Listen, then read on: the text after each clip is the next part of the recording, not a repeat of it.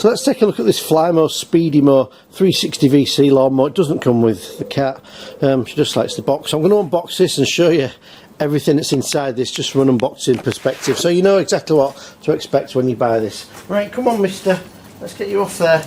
Right, there we go. Let's just take a look in here. I'll show you exactly what we've got in this box. You can see here all these various little parts. So we'll just take this cardboard out of the way. And we've got the handle. You see here, it all needs to be attached. I'll show you this as we go along and pop that to one side.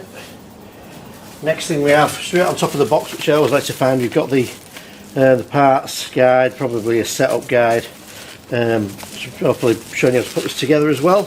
So it looks like also you're going to have to build the grass box as well, which is really a little bit annoying, to be honest with you.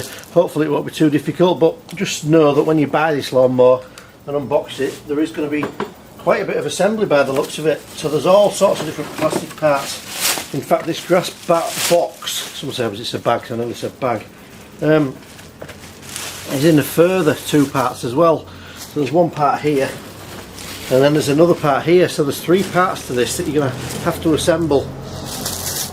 So next we'll just move this out of the way, just put that to one side. So now what you can see in here is the actual item of the mower itself.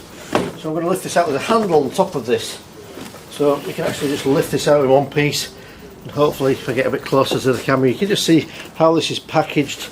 So again, you've got the main bottom handle loose as well, so there's quite a bit of assembly. You've got all the bolts for the handle that are pushed on the back.